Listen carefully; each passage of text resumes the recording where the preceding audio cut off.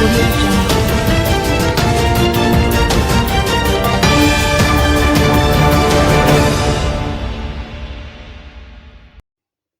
million reward. A $3 million bounty has been posted by the ruling Jamaica Labour Party (JLP) for information leading to the arrest of the individuals involved in the abduction of one of its workers on May 30. Lorna Robertson, a JLP scrutineer in the St. Andrews Southeastern constituency, was kidnapped as she walked along Old Hope Road across the Diabetic Association of Jamaica Clinic in St. Andrew. Closed-circuit television footage shows Robertson, popularly known as Nikki, being pulled by a man into a black Honda step wagon. Robertson has not been seen or heard from, and her family has offered $500,000 reward for her safe return. Last Friday, JLP leader and Prime Minister Dr. Andrew Holness announced the $3 million reward, saying the authorities will not rest until the perpetrators are caught. Addressing an appreciation ceremony for the party's workers in St. Andrews Rural, Holness said the decision to post the bounty was taken into consultation with the JLP chairman and deputy leader for the area. Having discussed the very tragic circumstances under which one of our workers was abducted in southeast St. Andrew, we take very close note of it and am very hopeful that the police will eventually find a lead because such a crime should not go unsolved, Holness told the audience. We have decided that we'll put up a reward of $3 million for information leading to the arrest of those persons who abducted our worker. We find it a very troubling occurrence, and we do not intend to stop until we find out who the people behind it is, whoever they are connected to, he noted. Police have since reported that they found the vehicle 2 weeks ago and that the license plates were fake. They also said that they have collected samples from the vehicle for DNA testing and have questioned several people in connection with the crime. On June 8, St. Andrews South East Member of Parliament Julian Robertson rejected attempts being made on social media to link the abduction to politics. They're trying to insinuate and suggest that it is politics that is behind it. I knew Nikki very well, and I won't go into all the things, but I had a close relationship with her, Robinson said at the People's National Party annual Trafalgar Division meeting held at Kingsted High School. I hope that she will return home safely, because the reality is, in Swallowfield, labourers and PNP get along very well without any hostility, without any argument. Even though people have their own preferences, that is how we have existed within Swallowfield, he noted. The people know me. My name can't call in certain things because I lead and represent with integrity. So I don't want any man suggest that PNP is dealing with such of these things, because the PNP not deal with that in this constituency, he noted. Nikki had friends, probably more friends who are supporters of the People's National Party than those from the Jamaica Labour Party.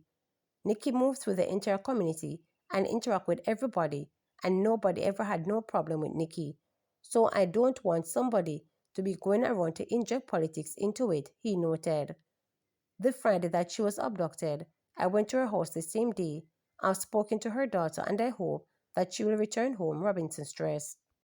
Off-duty cop shoots taxi operator in St. Catherine in the Compro. Investigations are underway into the shooting of a 29-year-old taxi operator by an off-duty policeman during a reported confrontation in Gutted, St. Catherine on Friday. The incident reportedly happened at about 12:30 p.m. It's alleged that the taxi operator and the policeman became involved in a physical altercation when the officer allegedly discharged his firearm, shooting the man. The injured taxi operator was taken to the Spanish Town Hospital, where he was admitted for treatment. Both the Independent Commission of Investigations and the Police Inspectorate and Professional Standard Oversight Bureau are probing the incident. Trilan municipality targets widespread construction breaches.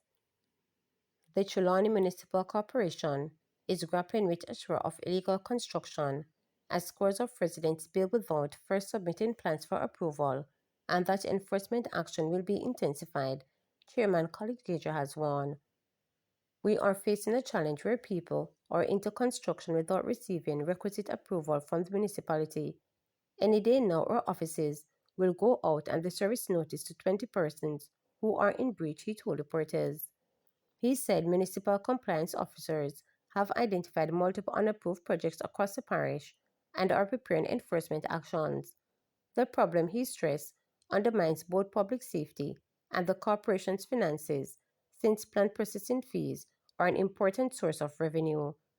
Surprisingly, among construction breaches or churches, right here in Falmouth, we have before the court a church which has not complied with the necessary building requirements, and the municipality we have determined to have the regulations adhered to. Our officers will be ramping up the checks on breaches, he stated. Mr. Gager is the mayor for Falmouth. He noted that at least one matter is already before the parish court signaling the corporation's readiness to prosecute persistent offenders. He warned that inspections will intensify, spot checks, and issue stop orders where necessary.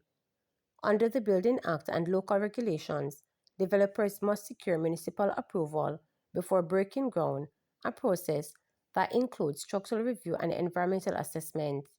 Failure to comply can attract fees, demolition orders, or prosecution. The mayor urged residents and organizations, including faith-based groups, to regularize outstanding plans, cautioning that the corporation will no longer overlook infractions. We intend to protect public safety and safeguard much-needed revenue, he noted.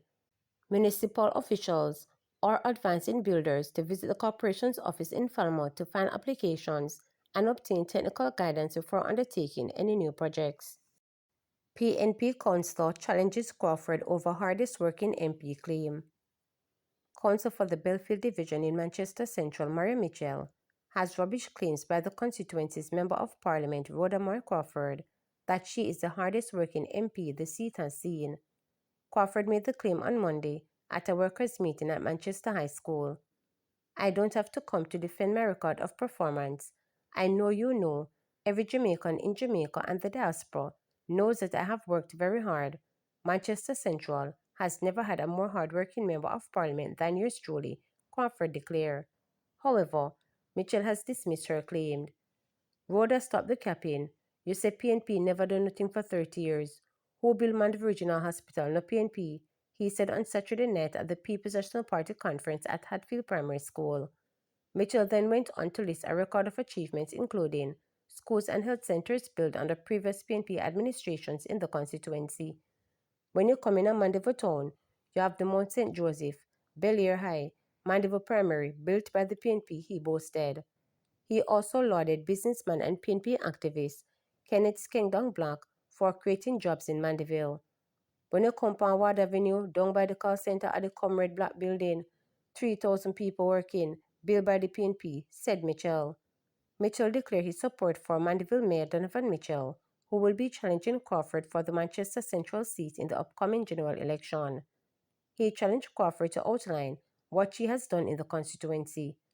Rhoda name, one dege God Almighty thing, where you belong under the government, he said while claiming Manchester is a PNP parish. To subscribe, like, share, and click the notification bell for daily updates.